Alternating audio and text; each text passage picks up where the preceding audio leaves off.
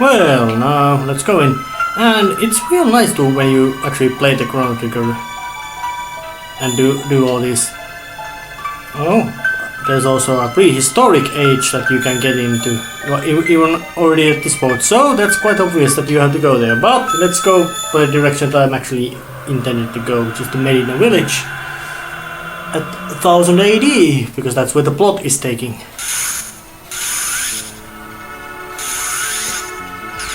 Oh, and I'm thrown out of the cupboard. And those are aren't particularly friendly. Yeah.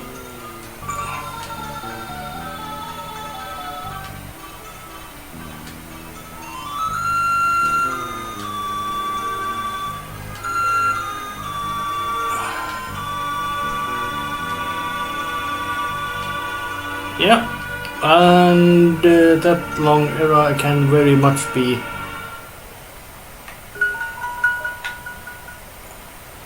and let's see what's the forest ruins.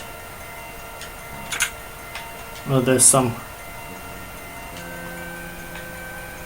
a big shimmering ball of light, which of course in this genre means it will be opened and it contains something really big and really powerful. But let's see what's in the elder's house. A speed tap, those are very handy.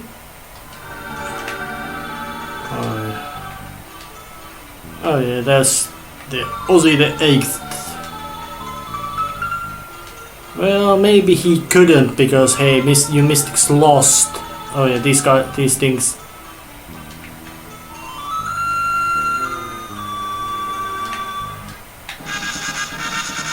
For some reason, this village has had quite plenty of those magic tabs and stuff. Oh yeah, here's where I came from.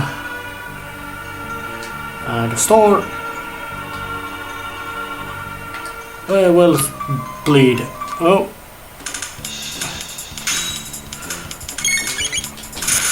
Well, let's beat up that guy as well.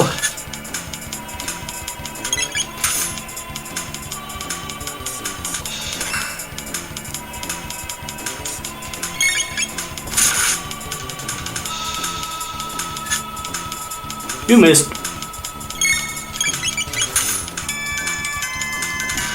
Boss went down. Yeah. A bit of a scuffle. Yeah, boss is history. And he's selling extremely powerful gear with just as extremely powerful prices. Yep, nothing forces him to sell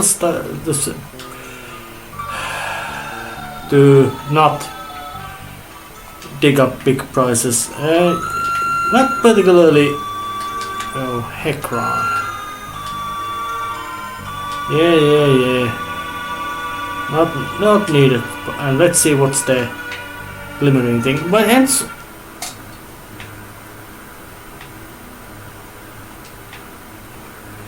it's some sort of religious place with a statue of a man with a scythe.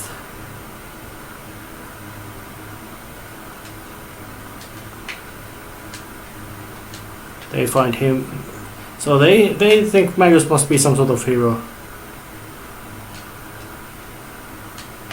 and apparently Magus and Lavos have something to do with it. So that makes it, the plot is quite starting, if not thicken, at least become something much more interesting. And it's also quite nice to notice that the basic plot, even though once it's been made clear, it progresses quite logical sense in that you know something bad is happening, so now you're gonna start to investigate it, and then you go to develop some other. I would say once you have investigated things, then once you have investigated, then you start to solve the problem.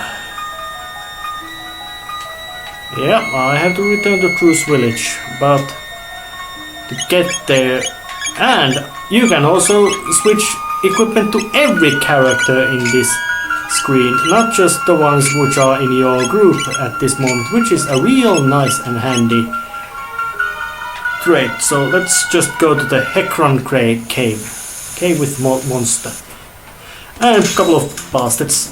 So let's just wipe them out first. Yeah, they know the shoving move.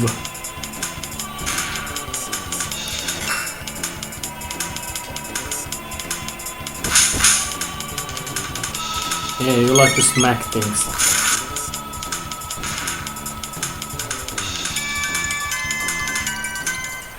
And this place is also quite, in a sense,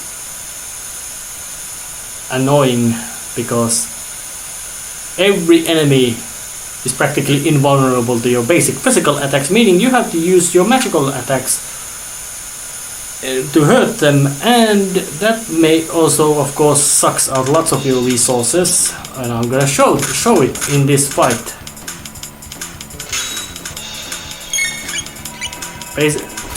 Basic strike, 5 points of damage.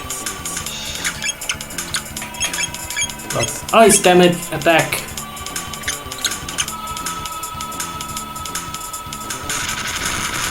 Yeah, they also do magic attacks themselves.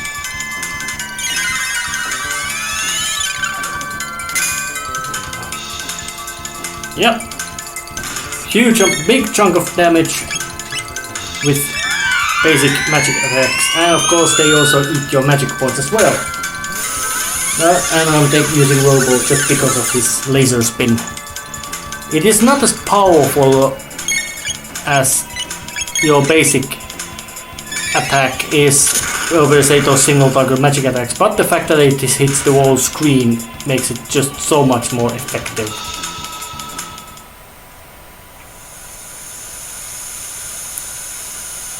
And once this is done, fights will be cut over. Oh, yeah. That took out one group of enemies. And visually this place is not so interesting. This is one of those many locations in this kind of games. Now, well, this place is actually not so interesting. Well, of course there's ethers and all that kind of handy stuff, but it's not visually so interesting or even gameplay wise. It's just a cave you wandered through. Yeah, I was saying that the cave is just a I was saying that the game is just so dreary combination of all kinds of that it just doesn't feel to have a point, except that, well, it's a place you go through because hey, and you have to use your magics around it. So it's been a bit of a gimmicky place and a save spot, and now it's about to become one of the most, let's say, toughest bosses of the entire game, using the basic saving station.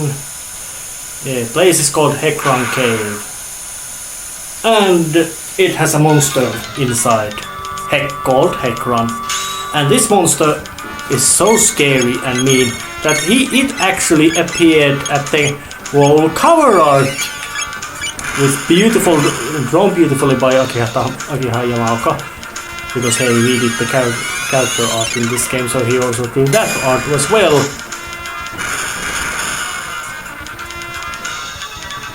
Yeah, Hekron is dangerous.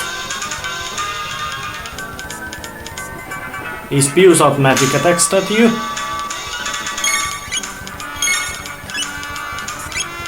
And that's really nasty move he can throw at you. Oh shit, I made a mistake. He's gonna counter attack with a one really nasty move, but luckily of course he takes the damage still anyways. Warrow wave, oh shit, this is gonna kill. Yeah, that's a death move. He's a nasty fucker when he comes to do that move. Well, Aura World does quite nicely. Obviously counteracts that attack real nicely.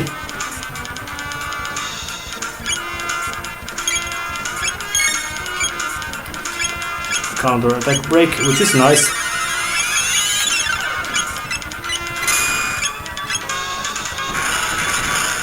Yeah, Hecarim does water elemental damage and is very dangerous.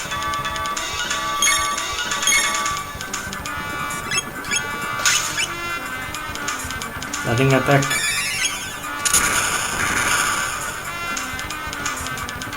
Does he go to the counter attack mode? Not yet. So blasting him with the antipode. I'd say that the basic rule in Hecarim fight is that don't let your hit points drop below 100. It might slow down the damage dealing to him, but it's better to be alive than die. Yeah, that cyclone also was quite painful. Yeah, and he loves to do that. It does a lot of damage, but it's not as scary as the water wave is. But of course, water wave is a counter attack, not basic attack. That's his basic move. Yes. That's also annoying. Maybe he's taking a lot of damage, maybe not, but that's danger. Unpleasant move. No, I am not doing that move. I don't fall for that. And it's nice that they also added that animation of that, yeah, he's now blocking. I'm just waiting. Because once you do, you're gonna take a lot of hit. With a double takeoff antipode. Ice and fire. And lightning as well. Yeah, he still is that state. Power blasting out Luca with Power Whirl. That did quite lots of smacky damage to Chrono.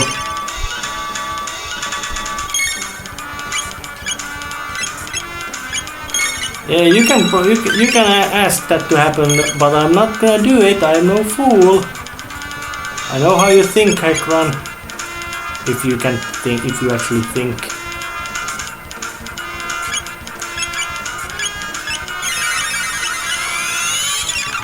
Gave me a brief counter attack break, and I hope this is actually.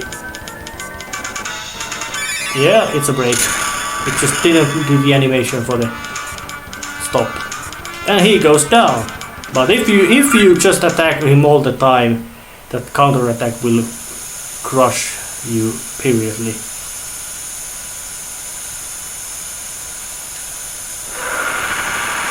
So you believe you would have been some sort of post-apocalyptic survivor species, but that's what Lucas surmises. Yeah, we have a big. No, you could say it's a step of direction that apparently Magus did. And now, well, I can get back to home. So oh, this is Lucas' house actually.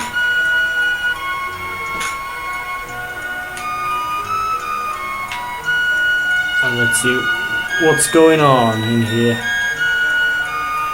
Oh, that's Lucas' mother, Laura, and she's a cripple, or handicapped, might be said, because of accident. Well,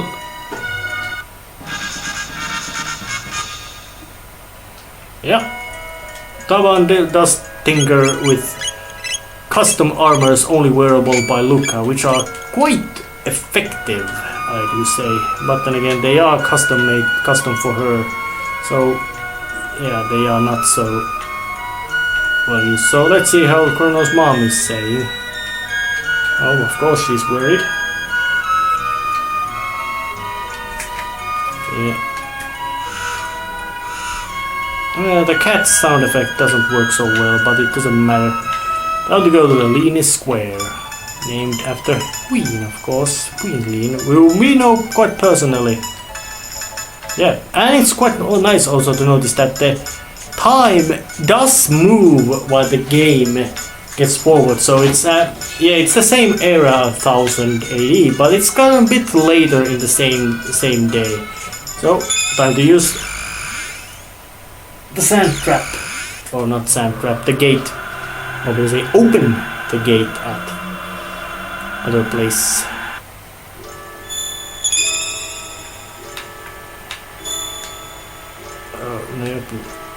Nope, not going there. Because going through these domes opens these pathways. I can go to the other places. As in, I opened the gateway between Lean Square and Cruise Mountains at 600, so now I got them both open, which is quite nice, handy thing.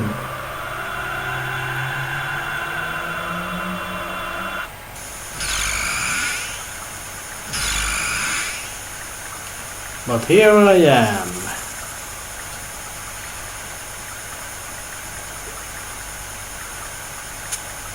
And once again I face monsters, but now I'm just gonna kill them, but I'm gonna just kill them just to show them that, yeah, I become quite much more powerful than you were, and you were quite weak already when the game began, so now you're complete history. And look, I still couldn't take it out with one hit. Yeah, even these kind of little fights do not lose their usefulness in the long run. Not because of the experience points, but because of other things. Well, there's Guardia Castle, of course. Well, and the bridge up in here has been repaired, so let's try to cross it. Yeah, well, I don't seem to be able to cross it.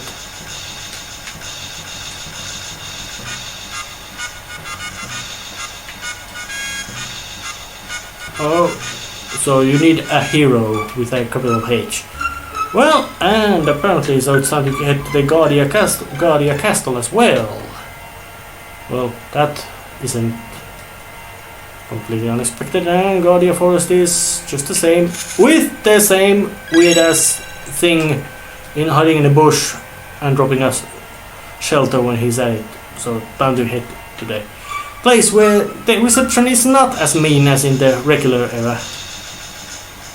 Oh yeah, you know me. And actually in this direction there's the kitchens. And there's the cook. Come on, I wanna talk to you.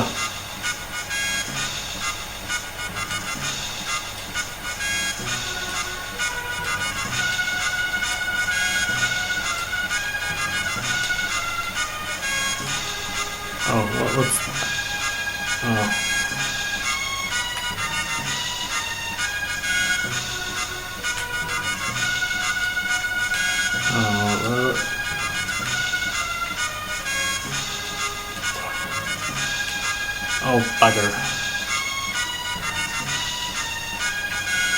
Well, it's the chef and he's gotten guard of the food, so right, but...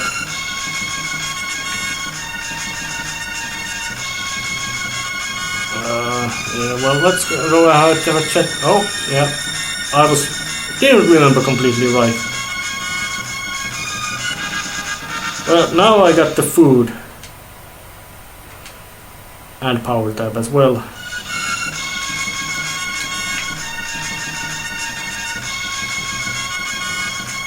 So, now I have food, but how in hell could one jerky be enough to feed a whole army, or at least a whole quite large appearing military unit of big men doing physically exhausting work called fighting? I don't know. But it's just a game. All of that, and the basic plot of the game has been happening, so it's time to actually end this episode right here. See you next time. See ya.